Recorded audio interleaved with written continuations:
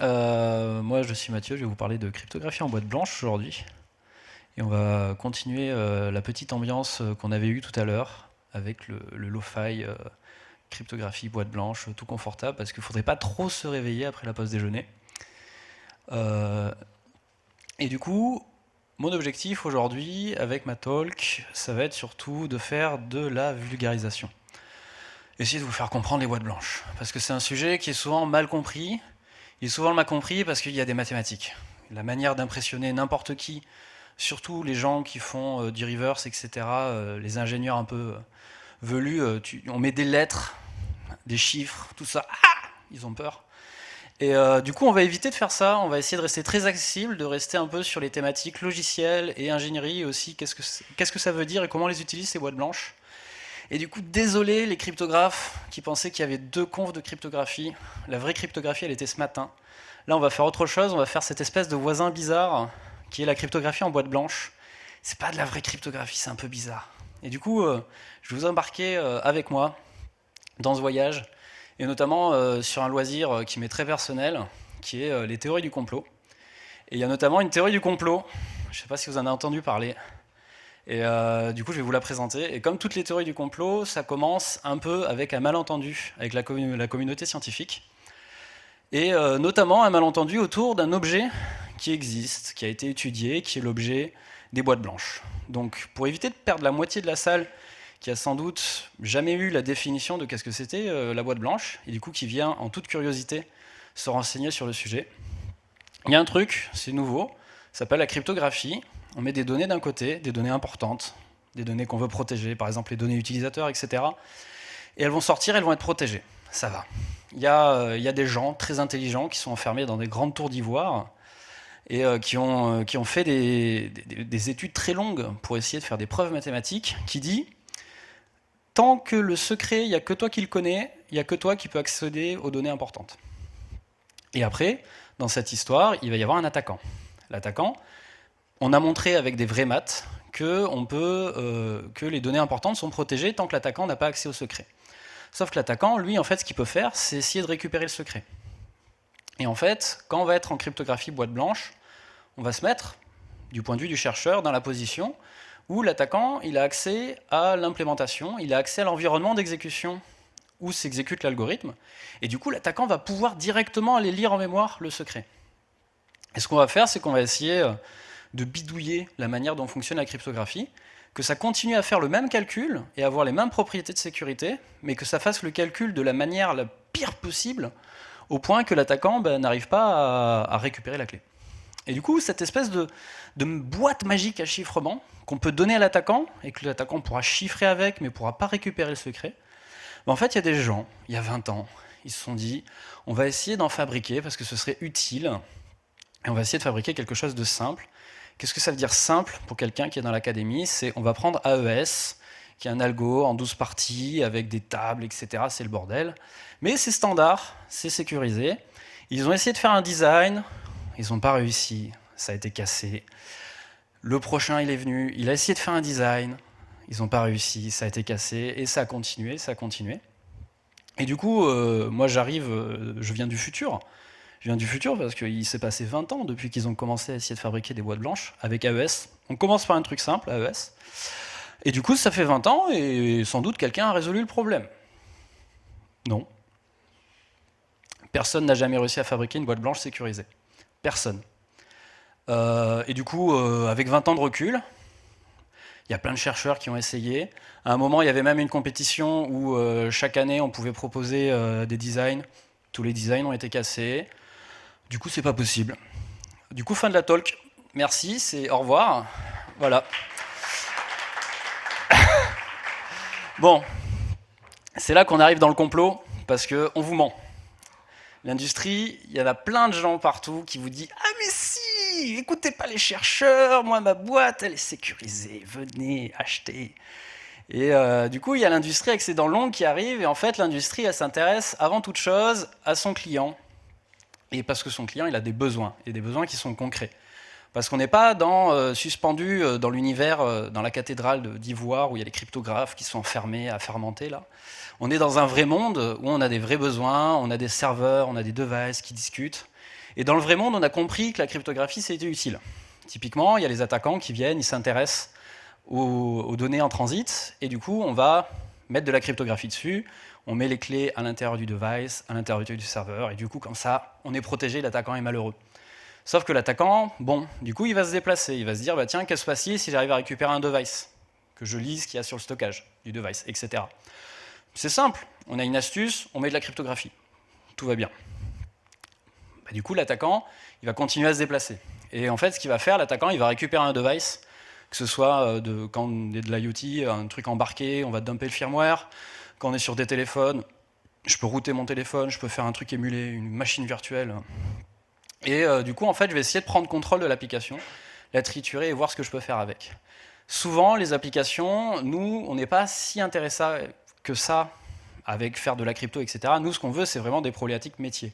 On va empêcher les attaquants de faire quelque chose. Et souvent, pour les empêcher, on va commencer à protéger les applications. On va mettre de l'obfuscation, etc. On va avoir des mesures d'anti-debug. On va se défendre avec ce que nous offre la plateforme, etc. Et souvent, ce que va faire l'attaquant, il va dire c'est compliqué l'obfuscation, ça me fait beaucoup de travail. Est-ce que ce ne serait pas plus simple d'aller regarder les secrets? La cryptographie, c'est standard, c'est le même algo partout. Je vais récupérer le secret. Et ensuite, je vais retourner aller voir les données en transit, ou le stockage, etc. Et du coup, d'utiliser ce levier, de cibler spécifiquement la cryptographie. Et du coup, en fait, il y a un besoin de protéger la cryptographie. Et c'est ça qui nous intéresse du point de vue de l'industrie, c'est qu'il y a des gens qui vendent des solutions de sécurité, parce que c'est dur de les fabriquer, mais il y a aussi des gens pour en acheter, parce qu'en fait, il y a un besoin très concret de protéger la cryptographie quand on protège des applications. Et protéger la cryptographie, il y a des solutions hardware, avec des coprocesseurs, etc. C'est souvent ce qui vient directement à l'esprit, mais le problème, c'est que l'hardware, on ne l'a pas toujours. Et il y a plein de raisons pour ça. Je ne vais pas rentrer dans le détail, et surtout que à chaque fois qu'on n'a pas de support hardware pour notre cryptographie, on ne va pas partir non plus à poil dans la forêt, menacé par tous les attaquants armés jusqu'aux dents. On va essayer de se protéger. Donc je vais essayer de fabriquer cette espèce de boîte magique qui protège ma cryptographie, mon logiciel. Et comment je vais le faire? Du coup, je me dis, protéger un logiciel de la cryptographie, je vais aller lire des papiers de recherche, ah là là, il y a des gens, ça fait 20 ans qu'ils travaillent sur le sujet, c'est intéressant. Que quoi? Les trucs sont cassés? En fait, c'est encore pire que ce que je pensais, parce qu'en fait, moi, mon client, il n'a pas besoin de l'objet que les chercheurs fabriquent, il ne répond pas aux besoins de mon client. Parce qu'en fait, l'objet que les chercheurs fabriquent, c'est cette espèce de chose qui ressemble à un élément matériel, avec une clé à l'intérieur qui est protégée, qu'on ne peut pas retirer, on ne peut pas non plus rajouter des secrets à l'intérieur, et ça fait le chiffrement. Et la clé, elle est cachée en mémoire, sauf qu'à la fin, dans un vrai protocole du vrai monde, il y a plusieurs étapes. Il y a des étapes intermédiaires, on va avoir une première clé qui va recevoir des communications du serveur, il va y avoir une deuxième clé, etc. Et si on veut refaire en logiciel les espèces de protection, en fait, on va se retrouver à avoir des modèles un peu plus hybrides, où notamment on va avoir des clés qui vont être dynamiques. Et nous, on avait passé 20 ans de recherche à faire des trucs super lourds, à essayer de cacher des clés de manière statique à l'intérieur des implémentations. Et là, maintenant, on nous dit, au runtime, sur le device, il va falloir synthétiser une nouvelle boîte blanche qu'ensuite l'attaquant va devoir attaquer. Mais du coup, c'est-à-dire que l'attaquant, il peut aussi attaquer le code qui synthétise la boîte blanche. Et des clés dynamiques, en plus, tout le protocole, parce que du coup, c'est beaucoup plus compliqué que juste la petite boîte que les clients, parce que genre, souvent, les protocoles crypto, il y a des signatures, enfin, c'est bazar. Il n'y a pas que AES, il y a des fonctions de hash, il y a du truc asymétrique, enfin, ça part dans tous les sens. Ça va jamais marcher. Oh si, je vous le vends. Ça va marcher, je l'ai fabriqué, c'est sécurisé, je vous le vends. Du coup, là, on est un peu dans une situation, soit les gens du monde académique sont tous nuls, parce que, visiblement, tous les gens de l'industrie, ils arrivent à faire des boîtes blanches sécurisées. Soit, les gens de l'industrie, ils nous mentent en disant que c'est sécurisé, et c'est les académiques qui ont raison en disant que ça ne marche pas. Bon. Peut-être il y a une explication plus simple, qu'on vit dans un monde où il y a tout le monde qui ment, et la réalité n'existe pas.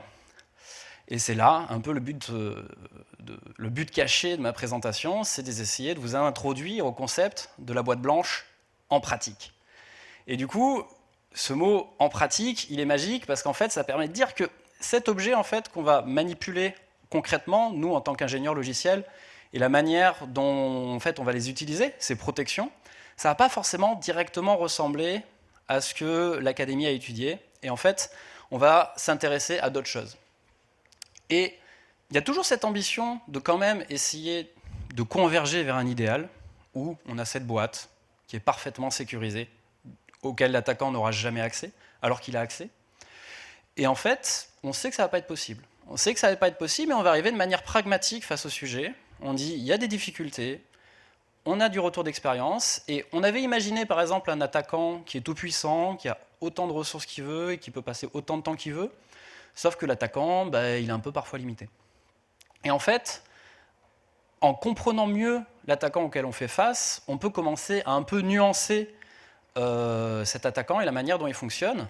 Et en fait, on peut constater que un attaquant, par exemple, ça travaille avec des ressources limitées et des compétences limitées. Une manière de l'expliquer, c'est que typiquement dans les boîtes blanches, on va faire des mathématiques compliquées. Et les bons mathématiciens, surtout ceux qui se sont un peu informés de la boîte blanche, déjà, ça ne court pas les rues. Mais comme on a mis plein d'obfuscations, plein de protections logicielles par-dessus, déjà, ça commence à être un peu compliqué d'étudier ces objets, parce que c'est des binaires qu'on envoie sur les devices. Ce n'est pas des papiers de recherche. Et quand on mélange les deux, en fait, les cryptographes ne sont pas tous des bons reverseurs et tous des bons analystes de binaires.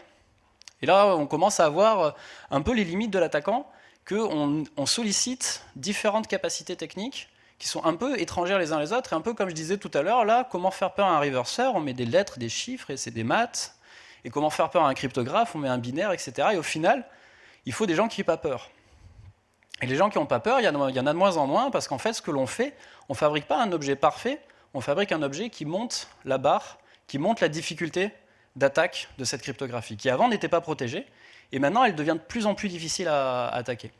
Une manière de l'expliquer, de manière caricaturale, c'est que si on prend l'ensemble des gens qui ont fait du reverse engineering et l'ensemble des gens qui ont fait beaucoup de maths, l'intersection des deux, c'est petit, et à l'intérieur, il y a encore moins de gens qui ont passé du temps à travailler sur les boîtes blanches, et moi, mon travail en tant que personne qui fabrique la boîte blanche, ça va être de petit à petit réduire l'espace vert sous cette courbe.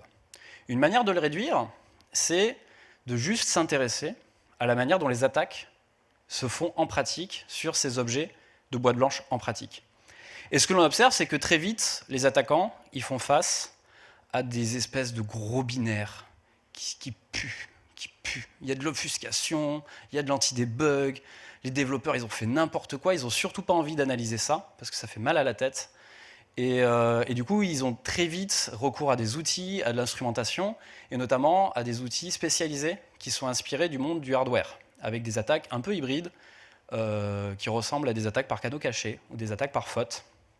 Et du coup, avec des outils spécialisés à l'attaque en boîte blanche, qui permettent d'automatiser des attaques. Et comme ça, il y a une personne qui a réfléchi, un attaquant qui a réfléchi un jour, il le met sur GitHub, et ensuite, comme ça, tous les attaquants en bénéficient.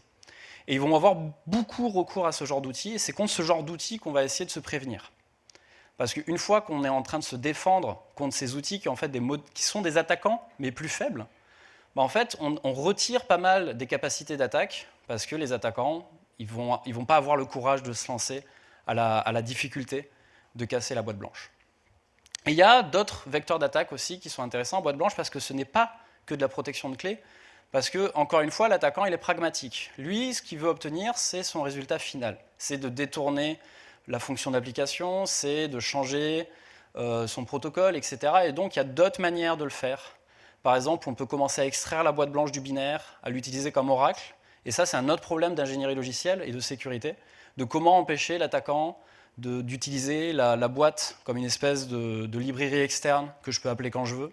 Comment empêcher l'attaquant de changer les ordres d'appel du protocole? Comment l'empêcher de bidouiller? Et du coup, pour résumer, moi, en tant que défenseur qui essaie de fabriquer une boîte blanche sécurisée, c'est très simple. Je me défends contre un attaquant qui attaque ma boîte blanche. Il attaque ma boîte blanche comme une boîte noire parce qu'il n'a pas trop envie de regarder à l'intérieur, parce qu'il sait que j'ai obfusqué et que j'ai mis des trucs compliqués. Et ma boîte noire, il attaque un peu en boîte grise, parce qu'il a des outils déjà faits. Et ensuite, parfois, il fait des attaques custom qui sont spécifiques au modèle de défense de la boîte blanche. Et parfois, il fait des maths, quand même, parce qu'il se rappelle que c'est possible. C'est quand même compliqué. C'est quand même compliqué de se défendre, contre tout ça. Et déjà, ce n'est pas vraiment le même modèle d'attaquant tout simple qu'on avait dit au début, où on disait « Ah, mais l'attaquant, il peut tout faire ». Là, c'est une espèce de truc tout bizarre où c'est même plus trop modélisé. Et notamment, cette histoire de minimiser la zone verte sous la courbe, c'est un peu une tâche assez vague. Assez vague parce que trouver ce bon équilibre de sécurité, ou essayer de faire un maximum en fonction du retour d'expérience de 20 ans d'académie pour monter la barre le plus haut possible, mais après on a des exigences de performance, de fonctionnalité, et en fait tout ça consomme beaucoup de R&D, du point de vue de la personne qui fabrique la boîte blanche. Et surtout que ça consomme beaucoup de R&D, et ce qui est important à la fin quand on fait un produit de sécurité, c'est qu'il faut que ce produit de sécurité à l'intérieur de l'équipe il soit maintenable, et il arrive à être un projet en bonne santé sur lequel il y a régulièrement des mises à jour et qu'on reste à l'état de l'art, mais aussi que ce soit facile à utiliser pour notre client final.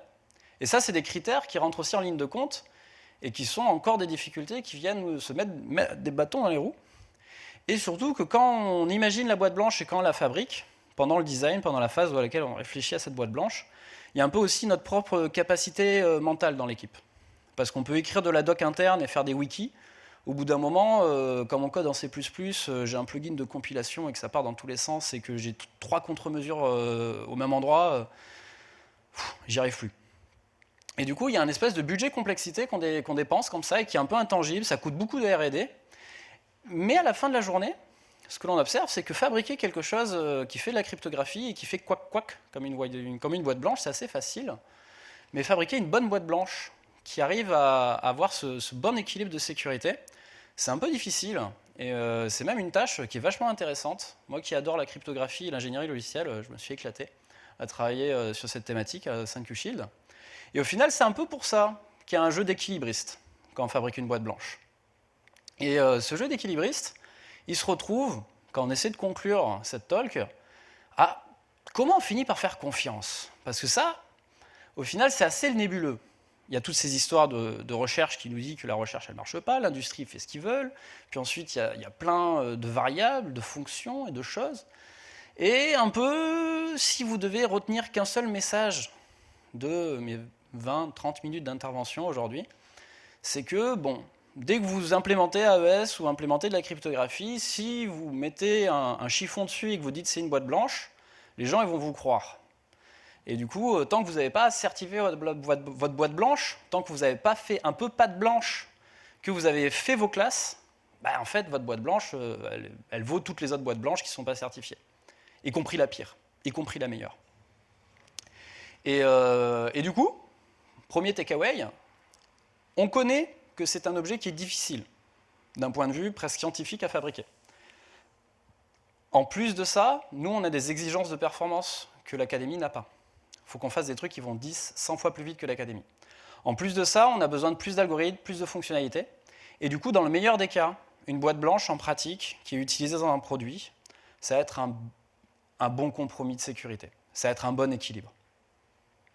Ensuite, ce bon équilibre, j'en ai besoin parce que je n'ai pas envie de laisser ma cryptographie sans protection, mais l'utiliser en comprenant ses limitations, c'est quand même mieux.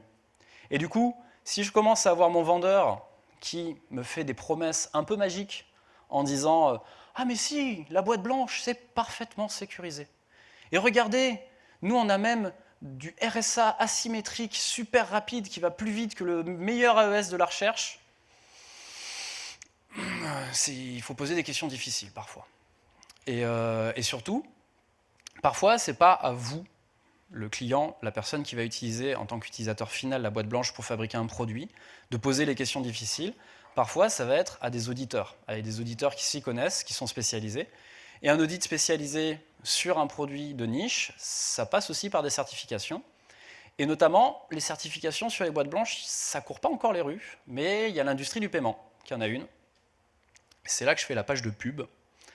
Parce que nous, à l'intérieur de Quarks Lab, j'ai vendu la mèche parce que je fabrique des boîtes blanches à l'intérieur de Quarks Lab depuis 4 ans, à l'intérieur de l'équipe de protection d'applications, où on a aussi un obfuscateur de très bonne qualité. Et ça, un bon obfuscateur, c'est une bonne boîte blanche.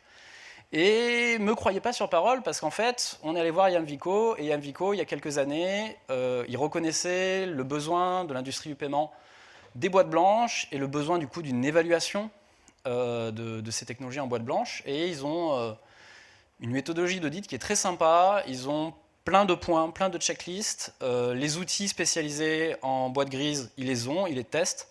Et parfois, ils font git clone depuis le GitHub de Quarks Lab pour certains outils. Enfin, pas de Quarks Lab, de SideChannel Marvel, mais voilà, du coup, il y a certains outils qui sont même publiés par Quarks Lab et qui participent à ces audits. Et aussi, nous, on leur a donné accès à notre code source, ils ont lu. Et à la fin, ça répondait à leurs exigences d'un bon compromis de sécurité. Et du coup, nous, on a fait de notre mieux. Ils ont l'air d'être d'accord. Et c'est un bon exemple de manière dont on peut faire confiance à une boîte blanche achetée. Et du coup, pour faire un résumé complet sur les boîtes blanches, c'est utile. Ça permet de protéger votre cryptographie en logiciel. Mais rappelez-vous, il faut faire des protocoles un peu simples parce que ce n'est pas magique non plus. Il ne faut pas avoir de grandes ambitions. Il faut se rappeler que c'est des protections qui sont difficiles à fabriquer. Et du coup, voilà, envoyez pas une fusée sur la Lune, chiffrez un message, utilisez des clés, AES, c'est déjà très bien. Mais si vous commencez à mettre RSA dans la boîte blanche, posez-vous des questions. Et aussi, faites des audits. Mais ça, il y a toute l'industrie qui le dit, faites des audits. Bah, du coup, moi aussi, je vais le dire. Faites des audits. Mais surtout, commencez à regarder les certifications externes pour les boîtes blanches, parce que ça commence à exister. IAMVICO, ça a déjà 2-3 ans. Et voilà. Et ça, c'est du coup d'un point de vue purement industriel. Après, d'un point de vue académique, il y a un peu une seconde quest, enfin, pardon, une side quest, une quête secondaire qui serait intéressante. C'est un jour commencer à nuancer ce modèle d'attaquant, parce qu'au final, dire que l'attaquant peut tout faire, et ça nous coupe un peu l'herbe sous le pied. On a remarqué que ce n'était pas possible, mais est-ce qu'avec un attaquant plus précis, on peut continuer à faire des choses, on peut commencer à avoir des meilleures définitions? Et du coup, là, j'ai une talk de 40 minutes de prévu. Non, mais du coup, voilà, n'hésitez pas à venir en discuter avec moi et avec d'autres membres de l'équipe qui vont sans doute vous rediriger vers moi. Mais voilà, à la prochaine pause. Merci.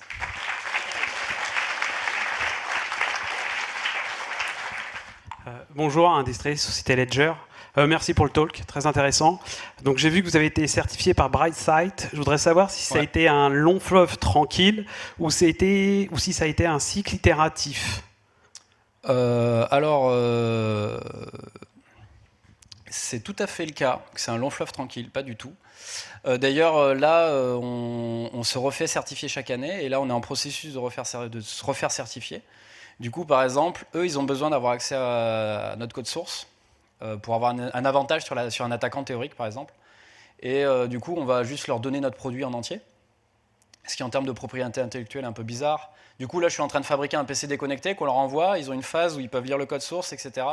Puis ensuite, il y a une autre phase où on se retrouve dans des salles de réunion, où on se fait cuisiner, et où ils lancent leurs idées d'attaque. Et après, il y a une partie où eux, dans leur côté, ils font les attaques pendant quelques jours, ils ont un temps. Et après, ils reviennent. Et en fonction, ils ont trouvé des problèmes ou pas. Et durant la toute première certification, par exemple, on était mal préparé. Dans la release qu'on avait envoyée, il y avait eu un problème. Et par exemple, on s'est fait casser par un outil que Quarks Lab publie. Et du coup, maintenant, on teste tous les week-ends, on le lance cet outil dans la CI. Mais voilà, et du coup, surtout que là, ils venaient de commencer. C'était dans les premiers audits, de genre, ils avaient 3 boîtes blanches en parallèle qu'ils avaient lancées. Et c'était les 3 premières certifications qu'ils faisaient. Et déjà, pour un début, on s'est bien fait cuisiner. Ça commence bien. Après, là, on n'a pas eu... là, c'est en cours et je ne peux pas donner des détails sur aujourd'hui. Du coup, là, je raconte des souvenirs qui ont 2 ans et demi, qui sont pré-Covid, un temps dont on ne se rappelle plus. Mais voilà, ça évolue. Après, je ne dis pas que tout se vaut. C'est genre, il y a d'autres choses. IAMVICO, le paiement, là, ils ont fait leur classe, ils ont fait sérieusement. Après, si vous suivez ce qui est publié en termes de standards et pour les boîtes blanches, il y a eu un standard qui a été publié récemment et dedans, on lit des choses en disant est-ce que c'était des gens qui étaient du milieu qui ont écrit ce standard on se demande. Mais du coup, voilà. Mais pour l'instant, c'est en train de se stabiliser. Il y a des gens qui publient des textes, il y a des gens qui travaillent les méthodologies d'audit, et du coup, ça avance dans le bon sens. D'autres questions? Miam.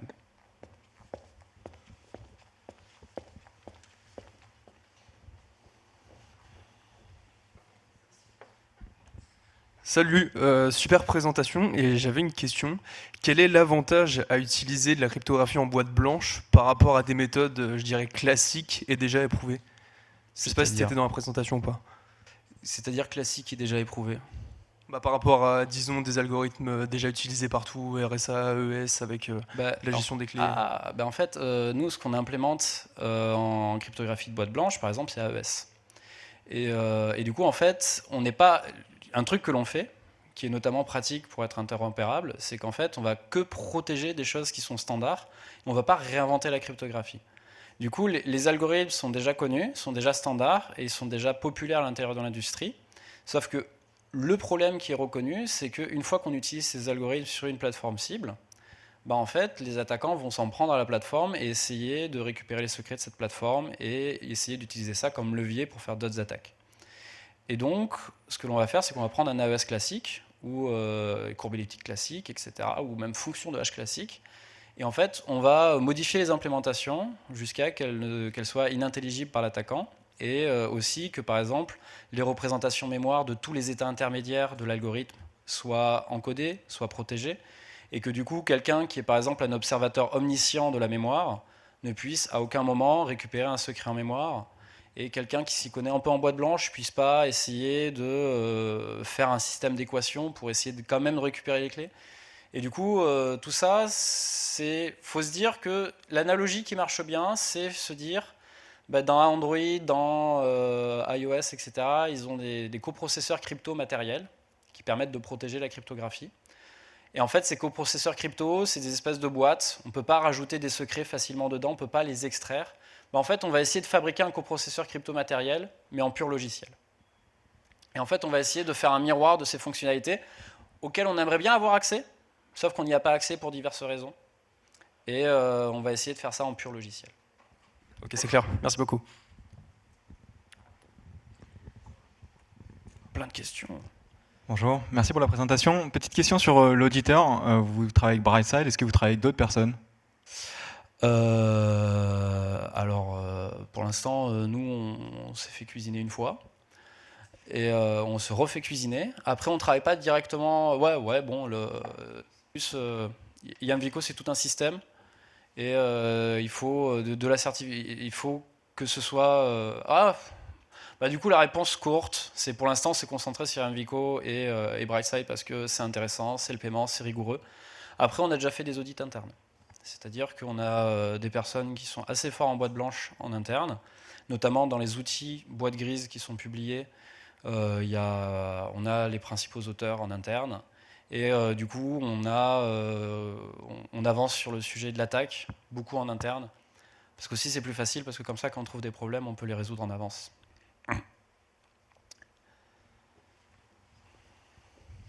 Mais c'est déjà pas mal, hein, Brightside. Merci pour la présentation. Sur les boîtes blanches que vous connaissez, c'est quoi l'overhead? Parce que vous faites des opérations en plus. Donc c'est quoi l'ordre de grandeur? C'est 2 fois plus lent, 1 fois et demie? Alors, 1 plus epsilon? Ça, c'est ma première question. Ma deuxième question, c'est, vous avez dit attaque algébrique. On peut récupérer les équations d'une boîte blanche et comparer avec les équations de l'algorithme classique, celles qu'on trouve dans la littérature dite académique, et regarder ce qu'il y a en trop ou pas? Sur la deuxième question, déjà, c'est pas clair comment l'algorithme est implémenté. C'est pas clair comment récupérer ces équations parce qu'en fait, nous, ce qu'on donne, c'est de l'assembleur. Et en fait, la manière dont ça s'implémente, ça se fait beaucoup avec des masques.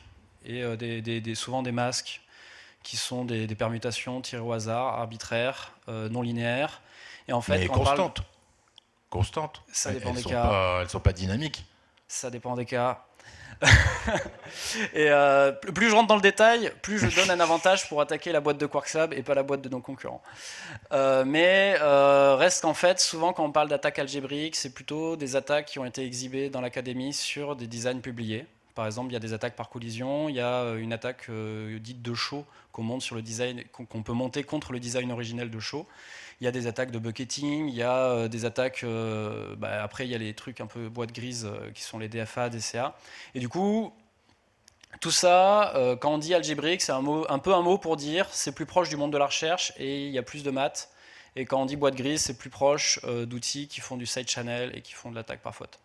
Mais par exemple, il y a un blog post sur le blog de Quarks Lab qui présente par exemple une attaque par collision et qui se fait contre des boîtes blanches trouvées en CTF. Et c'est une bonne manière parce qu'en fait, on trouve un binaire initial, on comprend comment il fonctionne à peu près, puis ensuite on monte une attaque, qui est une attaque par collision, et qui fonctionne bien. Et on voit en fait que c'est pas vraiment récupérer des équations. En pratique, c'est pas forcément récupérer des équations et comparer avec l'algorithme initial. Mais il y a de la réflexion. Il y a plein de jus de cerveau sur le sujet. C'est un super sujet de nerd. Et je crois que je dois laisser la parole. Et c'était quoi la première question déjà ? L'overhead. L'overhead. Les Qu'est-ce chercheurs, que ça coûte les boîtes blanches de recherche, typiquement, pour calculer un AES qui chiffre 16 octets, ils peuvent faire une boîte qui prend 1 seconde à se calculer. Ce qui fait, par rapport à un AES en normal, qui peut faire du 10 gigasecondes, 10 gigaOT par seconde, c'est des overheads qui sont du coup 10 000, 100 000. Et, du coup, mais par contre, dans l'industrie, souvent, on est plus modeste. Et donc, l'implémentation est à peu près 1000 fois plus lourde, minimum. Si c'est plus léger, c'est suspect. Si ça ne fait pas 1 méga ou plus, ça commence à être un peu suspect. Et pareil, généralement, on arrive à avoir un débit de 5 mégasecondes, ce qui est pas mal. Et par exemple, nous, on a déjà eu besoin pour des gens qui voulaient chiffrer des films en HD, de faire une boîte qui va plus vite. Et du coup, on était obligé de leur dire on peut faire un truc qui va plus vite, mais par contre, il va falloir faire des compromis sur la sécurité. Et sauf que le compromis, on le fait, l'attaquant, il ne sait pas où il est, et après, c'est l'aiguille dans la botte de foin, quoi. Et on a déjà fait du 100 mégasecondes, mais du coup, en trichant. Mais voilà, du coup, c'est entre 100 et 1000, l'overhead. Minimum.